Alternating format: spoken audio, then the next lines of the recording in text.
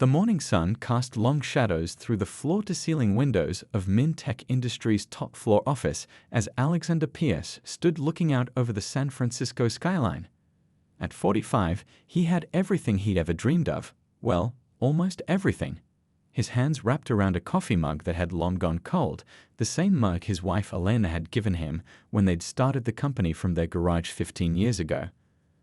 The words "dream big, work harder" had faded from countless dishwasher cycles, just like his feelings for the woman who'd given it to him. He remembered those early days vividly, Elena working 3 jobs, teaching kindergarten during the day, waitressing in the evenings, and doing online tutoring on weekends. Also, he could pour everything into his dream of creating revolutionary AI software. She believed in him when nobody else did, when investors laughed at his ideas, when his own parents suggested he get a real job. The sound of heels clicking against hardwood pulled him from his thoughts. Sophia Chen, his marketing director, walked in with a tablet in hand, her presence bringing an immediate shift to the room's energy. At 28, she radiated the kind of ambitious energy he'd once had, the kind Elena had lost somewhere between their failed IVF attempts and endless startup pivots. "The board meeting starts in 5 minutes," Sophia reminded him, her voice carrying that slight hint of concern she always had when he got lost in thought. "I've prepared the quarterly projections you asked for." Alexander nodded, his reflection in the window showing a man he barely recognized anymore. His salt and pepper hair had more salt than pepper these days, but regular gym sessions and a personal chef kept him looking younger than his years. Success had its perks. "You know," he said, finally turning to face Sophia, "I never thanked you properly for the Watson account last month. That was brilliant work." She smiled, tucking a strand of hair behind her ear. "Just doing my job, Mr. Pierce." "Alex," he corrected her, not for the first time. "After that deal, I think you've earned the right to use my first name." Their eyes met for a moment too long, and he felt that familiar flutter in his stomach, the one he hadn't felt with Elena in years. He knew it was wrong. The whole situation was a walking cliché: successful businessman, younger employee, growing attraction. But knowing something's a cliché doesn't make the feelings any less real. Meanwhile, across town, Elena was sitting in her doctor's office, staring at her ultrasound screen in disbelief. "I'm sorry, could you repeat that?"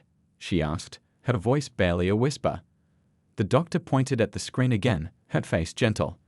"There are 4 distinct heartbeats, Mrs. Pierce. You're carrying quadruplets." Elena's hand instinctively went to her still flat stomach. After years of fertility struggles, the irony wasn't lost on her. Just when her marriage was crumbling, when she'd sensed Alexander pulling away, life had decided to play its cruelest joke yet. Back at Min-Tech, the board meeting dragged on, but Alexander could barely focus. His phone buzzed with a text from Elena.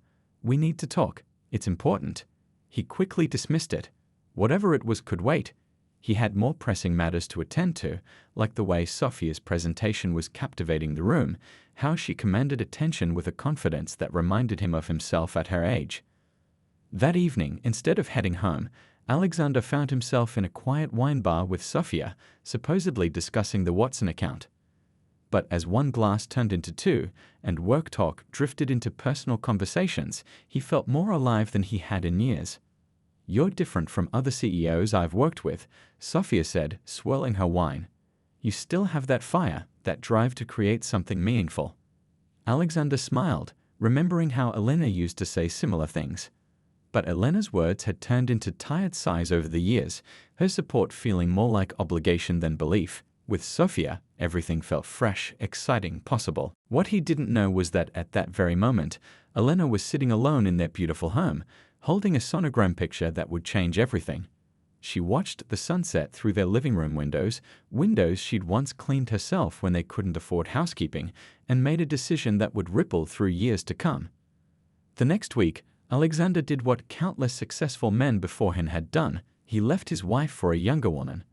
The tech world buzzed with gossip, stock prices took a temporary hit, and Elena disappeared from the social scene completely, taking with her a secret that would take years to surface. As movers packed up his personal items from their home, Elena watched silently, one hand resting on her stomach. She declined his offers of alimony, asking only to keep their first home, the modest three-bedroom house where Mintek was born. Alexander, eager to avoid bad press, agreed readily, not knowing he was signing away his chance to know about the four little lives growing inside the woman who had once been his everything. The media painted it exactly as expected. Another rich man having a midlife crisis, trading in his loyal wife for a newer model. But real life was messier than headlines, and the true story was only beginning to unfold. What no one knew, not even Alexander, was that this wasn't just the end of a marriage, it was the beginning of a journey that would come full circle in the most unexpected way. The news of Alexander's divorce spread through Silicon Valley like wildfire. Whispered conversations stopped when he walked into rooms, replaced by polite smiles that didn't quite reach people's eyes. His inbox filled with messages from friends checking if he was doing okay, their concern thinly veiling their judgment. But Alexander barely noticed. He was too caught up in the intoxicating whirlwind of his new life with Sofia. Their first public appearance together was at a tech conference in Tokyo. Sofia dazzled in a designer dress, her youth and beauty making headlines in every tech blog. Alexander proudly introduced her to industry leaders, pretending not to notice how some of his oldest colleagues made excuses to leave conversations early. Back at their luxury hotel suite, he ordered champagne and tried to ignore the late-night text from his mother, "I raised you better than this." Meanwhile, Elena's world had shrunk to doctor's appointments and quiet evenings in their old home. The house that had once felt too small for their dreams now became her sanctuary. She transformed the room that was supposed to be Alexander's home office into a nursery, painting the walls herself in soft shades of green. The doctor had warned her about the risks of carrying quadruplets at her age, but Elena faced each challenge with quiet determination. "You should reconsider the alimony," her lawyer had urged during their last meeting. "The prenup isn't set in stone, especially given the circumstances." But Elena had simply shaken her head. "I want nothing from him," she'd said, her hand resting protectively over her growing belly. "Just this house and a clean break." The tech community's reaction to Alexander's new lifestyle played out in unexpected ways. While he was busy posting photos of private jet trips to Paris and Maldives with Sofia, Mintek's board members were having serious discussions behind closed doors. The company's image had always been built on innovation and integrity, values that seemed at odds with their CEO's recent tabloid appearances. "The Watson account is considering pulling out," one board member mentioned during a tense meeting. They're worried about association with recent events. Alexander had dismissed their concerns with a wave of his hand, but the worry lines on his forehead deepened. Sofia suggested hiring a PR firm to manage his image, not realizing that every public appearance with her only fueled the gossip. Back in their old neighborhood, Elena's pregnancy was progressing. Her former students' parents from the local school brought her home-cooked meals, having heard through the grapevine about her situation. Mrs. Chen from the corner store insisted on delivering her groceries personally, refusing payment with a stern, "You need to rest for those babies." The community's kindness brought tears to her eyes. Pregnancy hormones, she told herself. The doctor's visits became more frequent as her pregnancy progressed. 4 healthy heartbeats, the doctor would confirm at each checkup, though her concern about Elena's blood pressure was growing. Elena started keeping a diary, writing letters to each of her unborn children about their father's achievements, carefully editing out the parts about their present. "Your father revolutionized artificial intelligence," she wrote one evening. "He taught machines to think, but more importantly, he never stopped believing in his dreams." She wanted them to know the man she had loved, not the one who smiled from gossip magazines with his arm around a woman half his age. Alexander's new life wasn't all champagne and roses. Late at night, when Sofia was asleep, he'd find himself scrolling through old photos on his phone. Elena at their first office opening, her face glowing with pride. Elena asleep on their old couch, surrounded by coding books as she tried to understand his work. Elena bringing him coffee during all-nighters, believing in him when his bank account was empty, but his mind was full of ideas. The media's interest in their story gradually faded, replaced by newer scandals and fresher gossip. But the ripples of Alexander's decision continued to spread. Mintek's stock prices became increasingly volatile, responding to every tabloid photo of him and Sofia at exclusive clubs or exotic locations. Young engineers who had once dreamed of working for him started accepting offers from competitors instead. Sophia noticed the change in him first. The late-night product development sessions that had once energized him now seemed to drain him. He spent more time looking out his office window at the city below, lost in thoughts he wouldn't share. Their age gap, which had seemed insignificant in the excitement of their affair, started showing in subtle ways. References he made that she didn't understand, perspectives on life that didn't quite align. Elena's body adapted to carrying 4 lives, though her doctor insisted on bed rest during the final months. She turned her forced rest into productivity, researching child development theories and sketching plans to convert part of the house into a small daycare center. The irony wasn't lost on her. She was creating her own business now, just as she had once supported Alexander in building his. The local community rallied around her in ways she never expected. Her former teaching colleagues organized a massive baby shower, bringing not just gifts but promises of help once the babies arrived. The retired nurse next door insisted on checking on her twice daily. In losing her marriage, Elena discovered a different kind of family, one built on kindness rather than obligation. One evening, as Alexander sat in another board meeting defending his recent decisions, Elena felt the first contractions. As she was rushed to the hospital, her phone lit up with messages from concerned neighbors and friends. Not one message came from the man who had once promised to love her forever, the man who didn't know he was about to become a father 4 times over. The contrast between their lives couldn't have been starker. While Alexander was trying to maintain his grip on a world that was slowly slipping away from him, Elena was preparing to welcome 4 new lives into a world that had shown her unexpected kindness. Neither of them knew it yet, but life had a way of bringing things full circle, and their paths would cross again in the most unexpected way. 5 years can change everything. The same glass-walled office where Alexander had once felt on top of the world now felt like a gilded cage. His reflection in the window showed new wrinkles around his eyes, souvenirs from countless sleepless nights and board meetings that felt more like interrogations. The latest headline on his tablet read, "Min-Tech stock plummets following CEO's third public scandal." Sophia had left 6 months ago, taking with her a generous settlement and a position at a rival company. Their age gap had grown into a chasm filled with misunderstandings and different life goals. She wanted children. He changed the subject every time.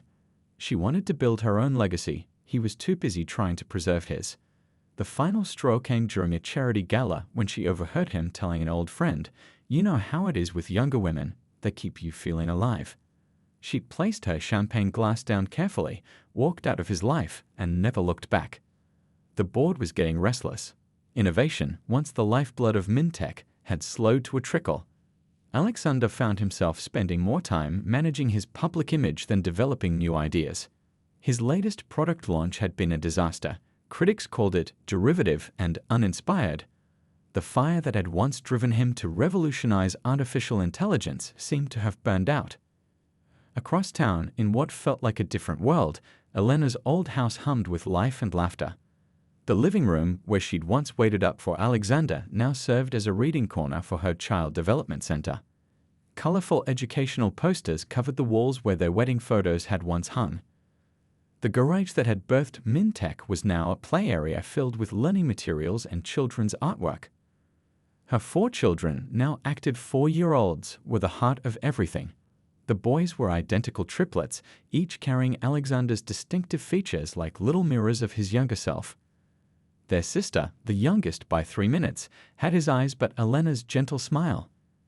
They were her miracle babies, arriving against all odds on a stormy night 5 years ago. The Child Development Center had started almost by accident. Other parents, seeing how well Elena's quadruplets were developing despite the challenges, began asking for advice. One mother's request for childcare turned into 2, then 5, then a waiting list. Elena's approach, combining her teaching background with hands-on experience raising 4 children simultaneously, proved uniquely successful. "Your mommy is amazing," parents would tell her children at pickup time, watching Elena seamlessly manage both her own 4 and the other children in her care. What they didn't see were the quiet moments after hours when she would sit in her small office, looking at old newspaper clippings of Alexander's success, wondering if she should have told him about their children. The quadruplets knew about their father, but in the way children know about historical figures. He was the man from the local leader's poster in their classroom, the tech genius who had changed the way computers think. They didn't know that every time they furrowed their brows in concentration, they mirrored his exact expression. They didn't know that their love for solving puzzles came from his DNA, or that their determination was a perfect blend of both their parents. Elena had built a new life brick by brick, day by day. Her center's reputation grew through word of mouth, attracting families from across the city. She developed her own educational philosophy, combining traditional teaching methods with the practical wisdom gained from raising quadruplets. The waiting list for enrollment grew longer each month. But success didn't come without its challenges. Every milestone the children reached was bittersweet. Their first words, first steps, first day of preschool, moments that should have been shared with their father. When one of the boys showed an incredible aptitude for computers, taking apart and reassembling an old tablet at age 4, Elena had to leave the room to cry in private. He was so much like his father, it hurt to watch. The local community had become their extended family. The retired nurse next door was now Grandma Rose to all the children. The grocery store owner who had delivered food during Elena's pregnancy never failed to slip extra treats into their weekly shopping. The children's pediatrician often said they were the most well-adjusted quadruplets she'd ever treated. Alexander's life, in contrast, had become a cautionary tale in Silicon Valley.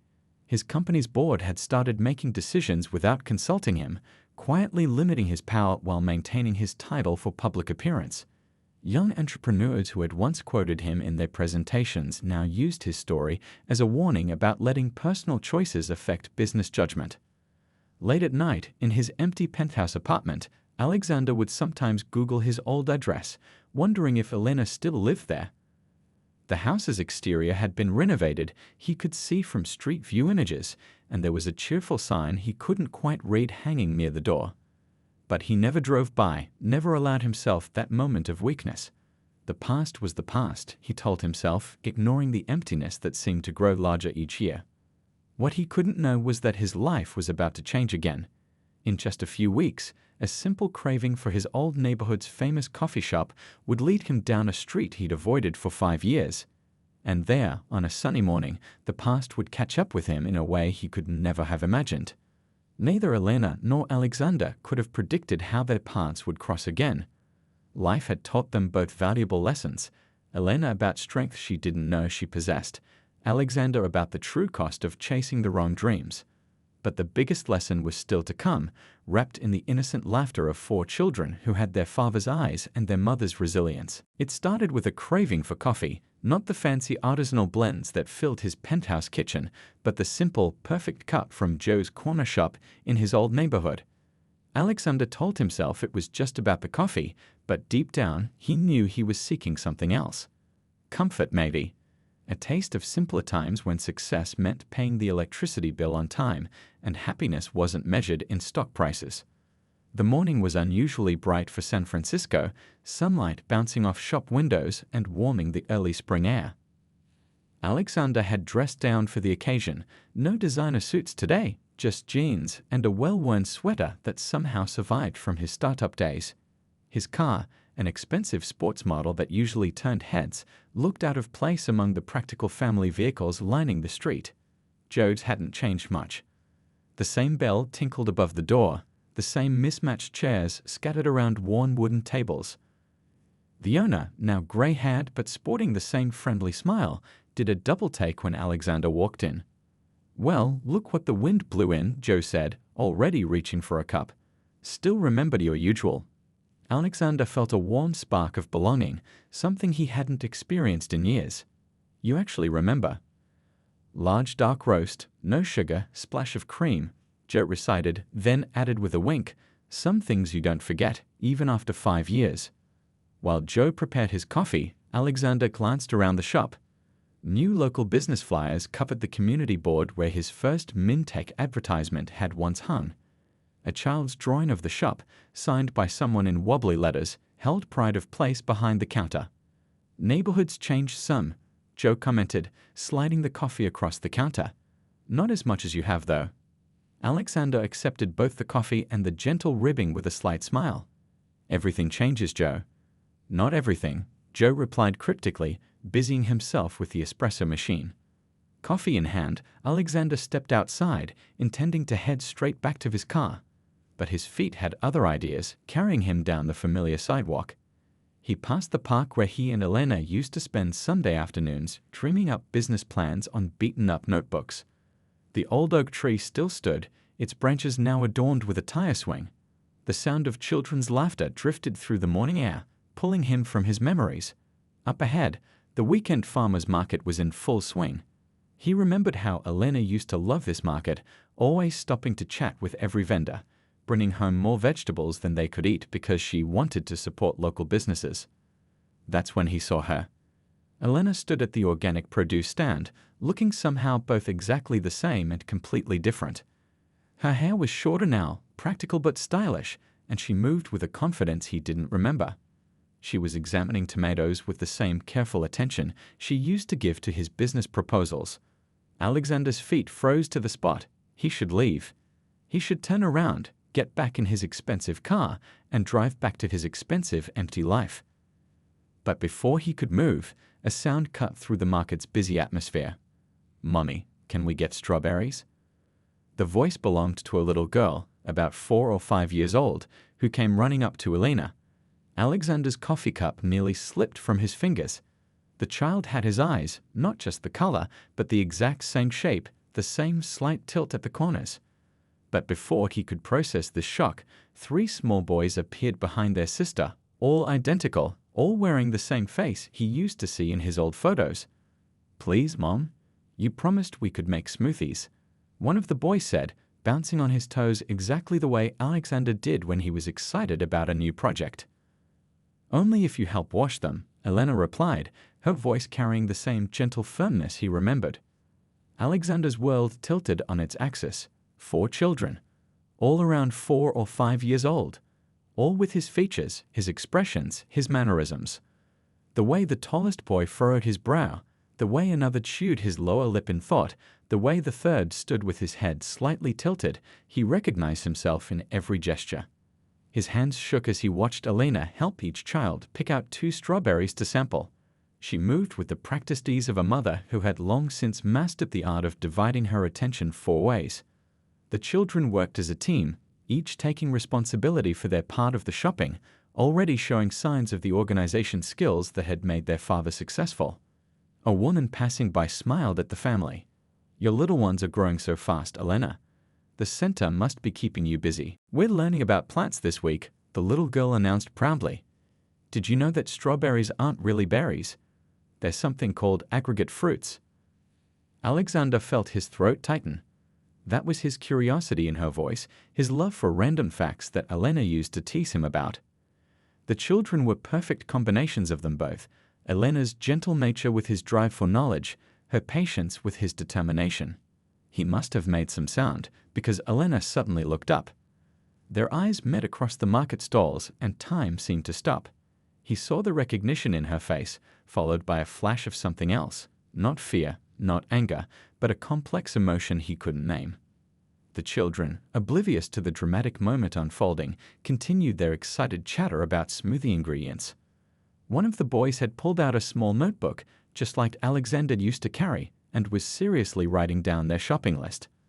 Alexander took a step forward, then another. 5 years of questions crowded his mind, fighting to be the first asked. But as he got closer, watching Elena instinctively gather their children, his children, closer to her, only one thought came clear through the chaos. How had he ever thought he could find happiness by walking away from this family? The world seemed to shrink to just the space between them.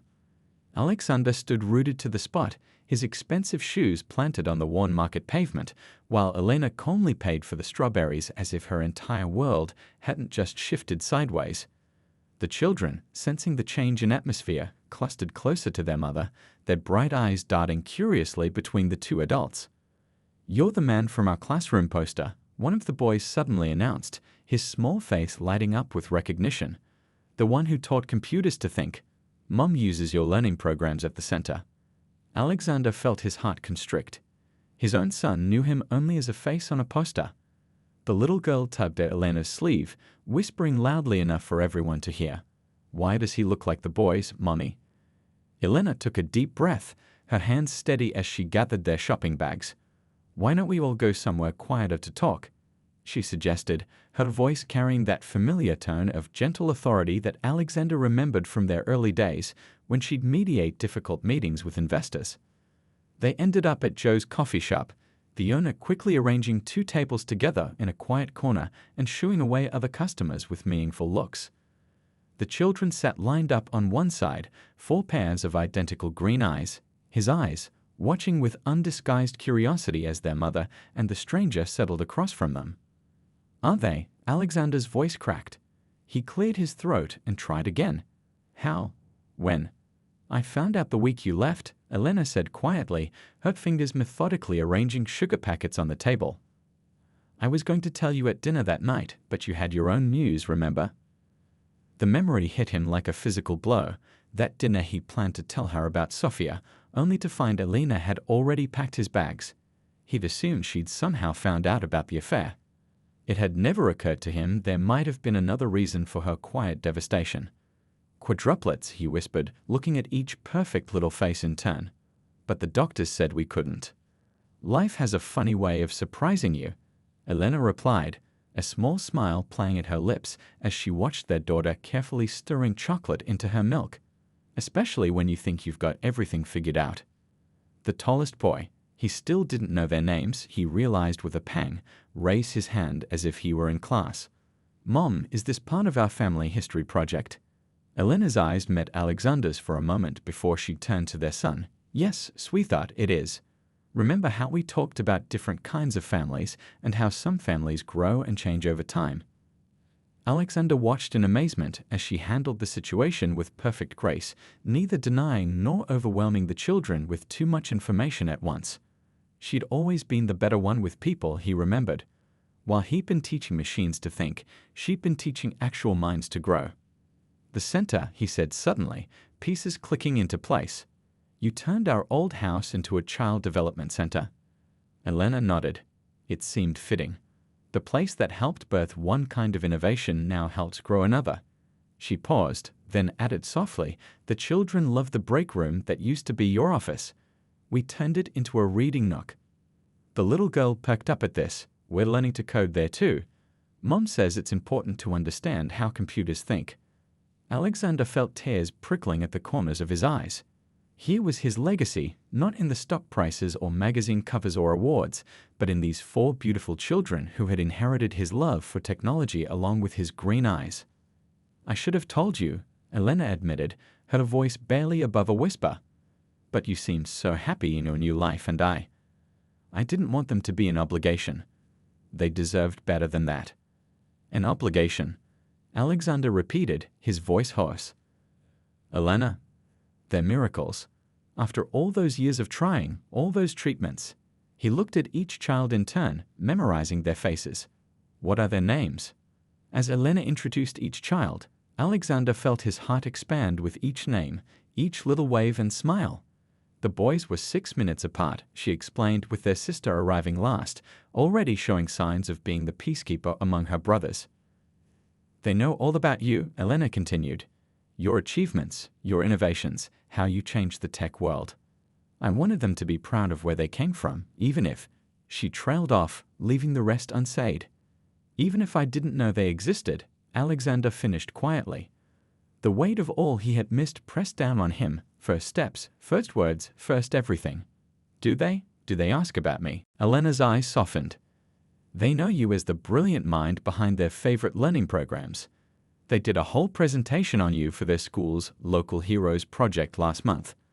One of the boys pushed his notebook across the table. Want to see my drawings? I'm designing a robot that can help Mom with groceries. See, it has special arms for carrying lots of bags at once. Alexander accepted the notebook with trembling hands, recognizing his own childhood drawings in the careful technical details. This is incredible, he said, his voice thick with emotion. You've even included a power source diagram. Mom says I get that from you, the boy said proudly.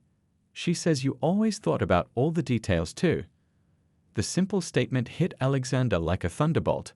while he'd been chasing artificial intelligence, real intelligence, his own flesh and blood, had been growing, learning, and creating just minutes away from his office.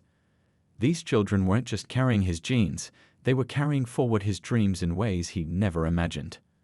Elena, he started, then stopped, overwhelmed by everything he needed to say, everything he needed to apologize for. How do you apologize for missing 5 years of your children's lives?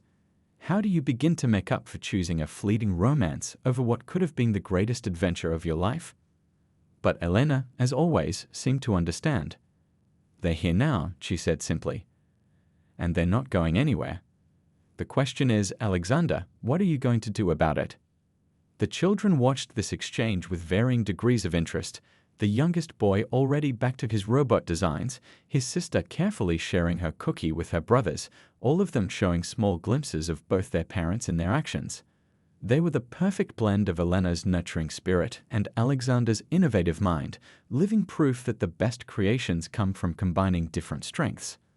Looking at his family, his real family, not the artificial life he built with stock options and sports cars, Alexander knew he had a lot of work ahead of him. But for the first time in 5 years, he felt truly awake, truly alive. The path forward wouldn't be easy, but it would be real, and that was worth more than all the billions in his bank account. The hardest part wasn't scheduling his first therapy appointment, though his hands shook as he made the call. It wasn't even telling his board of directors that he needed to take a step back to focus on personal matters.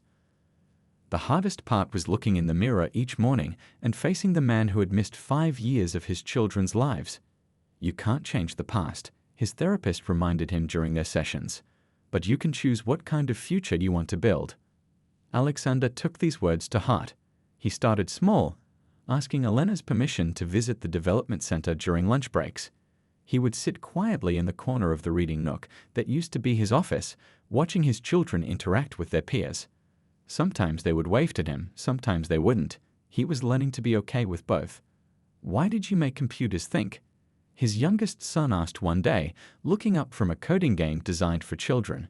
The question caught Alexander off guard, not because it was difficult, but because it made him remember his original purpose. "I wanted to help people learn," he answered truthfully. "I wanted to create tools that would make education available to everyone, everywhere." The boy nodded seriously. "Like Mom's center? She helps everybody learn too." That conversation sparked something in Alexander. That evening, instead of heading to his empty penthouse, he stayed late at his office, pulling up old project files he hadn't looked at in years. There, buried under layers of corporate presentations and market analyses, he found his original business plan, the one he and Elena had written together on their old couch. The next morning, he called an emergency board meeting. The board members exchanged worried glances as he strode into the room, expecting another PR crisis. Instead, they found a changed man. "We've lost our way," he began, his voice steady. "MinTech wasn't created to chase stock prices. It was meant to revolutionize education, to make learning accessible to everyone." He paused, letting his words sink in. "And I think it's time we got back to that mission." Over the next few months, Alexander threw himself into transforming MinTech. The company's focus shifted from corporate AI solutions back to educational technology.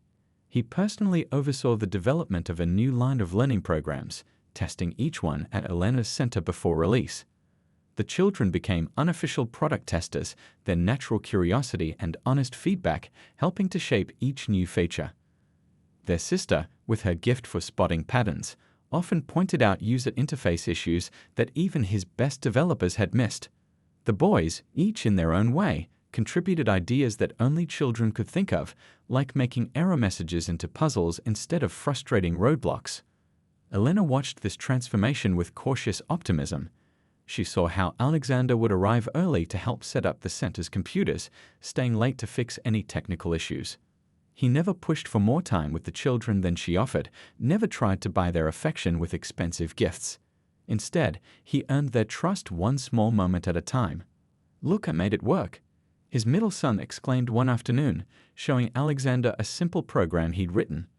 The pride in his son's eyes matched exactly how Alexander had felt when he'd written his first working code. "That's amazing," Alexander replied, carefully controlling his emotion. "Want to tell me how you figured it out?" As his son explained his thought process, Alexander noticed Elena watching from the doorway, a small smile playing on her lips. She had been right to protect their children, to give them a foundation of love and security before allowing him back into their lives. His billions wouldn't have meant anything without the wisdom she'd shown. The tech community noticed the change too. Mintech's stock prices, which had been volatile for years, stabilized as investors responded to the company's renewed sense of purpose. Young engineers who had been leaving for competitors started sending their resumes again.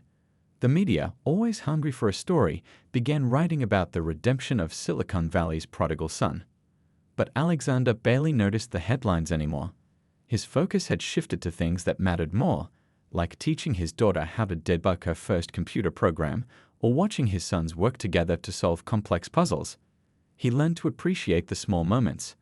The way his youngest would scrunch his nose when concentrating, exactly like Elena did, or how his oldest would tap his fingers in a specific pattern while thinking, a habit Alexander recognized from his own childhood. The breakthrough came during a parent-teacher conference at the children's school. As Alexander sat beside Elena, listening to the teacher praise their children's progress, he realized something fundamental had shifted. He wasn't there as a billionaire tech CEO or as a man trying to make up for past mistakes.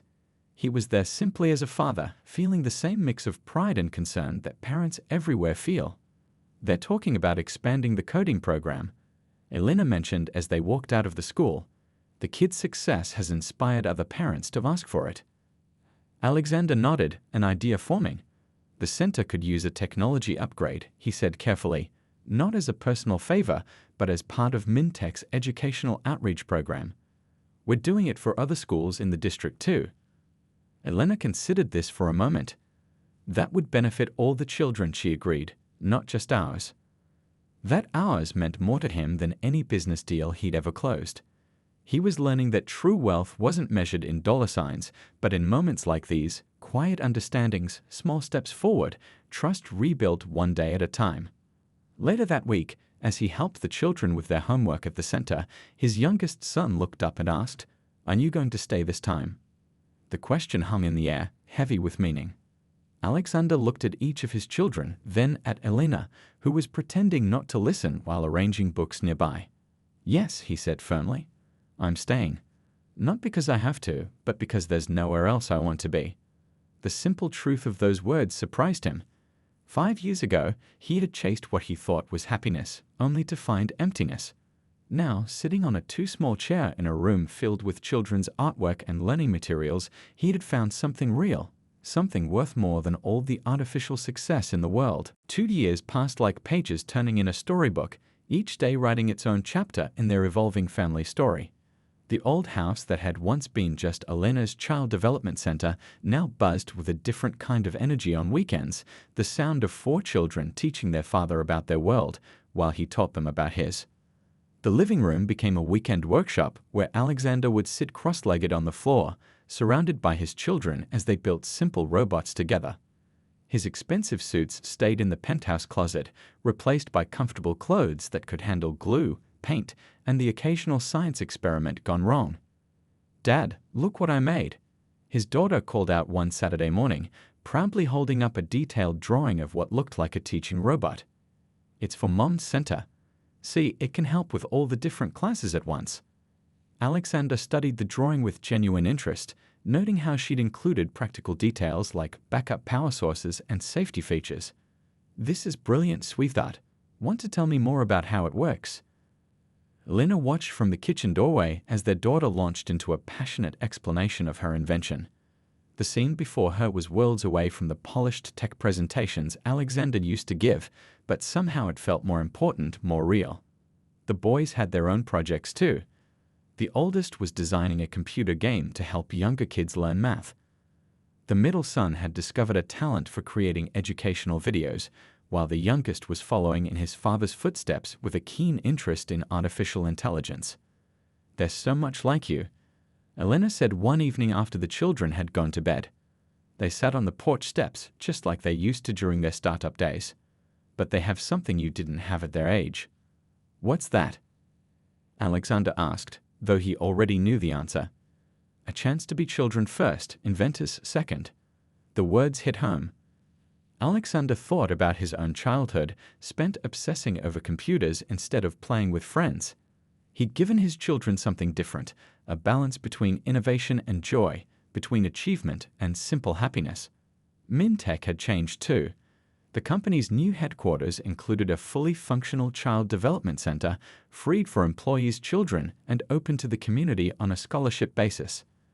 Elena's educational methods were incorporated into their learning software, creating programs that didn't just teach, but nurtured.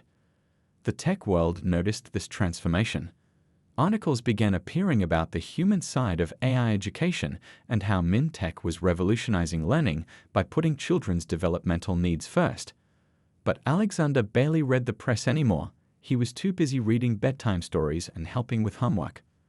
One morning, as he helped set up the center's computers for the day's classes, his youngest son asked a question that stopped him in his tracks. "Are you happy now, Dad?" Alexander looked around the room that had once been his office. Children's artwork covered the walls where business plans used to hang. The corner where he'd once practiced investor pitches now held a reading nook filled with books and comfortable cushions. Through the window, he could see Elena in the garden, teaching a group of children about plant growth, while their daughter took careful notes in her invention journal. "Yes," he answered truthfully. "I'm happier than I've ever been." "Even though you're not in the magazines anymore," his son pressed, showing that remarkable perception that all children seem to possess. Alexander smiled. The magazines got it wrong anyway. They thought success meant having lots of money and being famous, but real success is this: being here with you, watching you and your siblings grow, helping other children learn. That's worth more than all the magazine covers in the world. The center's success grew beyond anyone's expectations. Elena's methods, combined with Alexander's technology, created something unique, a place where children could learn at their own pace while developing both intellectual and emotional intelligence. Other centers began adopting their model, creating a network of learning hubs across the city. Their own children thrived in this environment. The boys, now 7, were already showing signs of becoming innovative thinkers in their own right, but with a compassionate edge that their father had taken years to develop. Their sister, the natural mediator, was developing leadership skills that combined her mother's nurturing nature with her father's drive for excellence. Their own children thrived in this environment. The boys, now 7, were already showing signs of becoming innovative thinkers in their own right, but with a compassionate edge that their father had taken years to develop. Their sister, the natural mediator, was developing leadership skills that combined her mother's nurturing nature with her father's drive for excellence. "We should write a book," Elena suggested one day, half-jokingly. "How to raise quadruplets while revolutionizing education." "As long as we include the chapter about how their mother did all the hard work for the first 5 years," Alexander replied, the old guilt surfacing briefly. Elena touched his arm gently. "We're past that now. Besides, look what it taught all of us. Sometimes the longest way around is the shortest way home." The phrase stuck with him. In chasing what he thought was happiness with Sophia, he'd actually been running away from real joy. It had taken losing everything to understand what truly mattered. The story of the billionaire who left his wife for a younger woman had become something else entirely, a story about redemption, about second chances, and about the kind of wealth that couldn't be measured in dollars. Their family wasn't perfect, but it was real, held together by love, understanding, and the wisdom that came from learning from past mistakes. As their children grew, they carried forward the best of both parents. Elena's capacity for nurturing and Alexander's drive for innovation. But more importantly, they carried something new, the understanding that true success comes not from what you achieve, but from who you become along the way. In the end, it wasn't billions or artificial intelligence that changed Alexander's life. It was 4 small hearts that taught him the most important lesson of all, that love, once given a second chance, could build something far more valuable than any empire of silicon and code.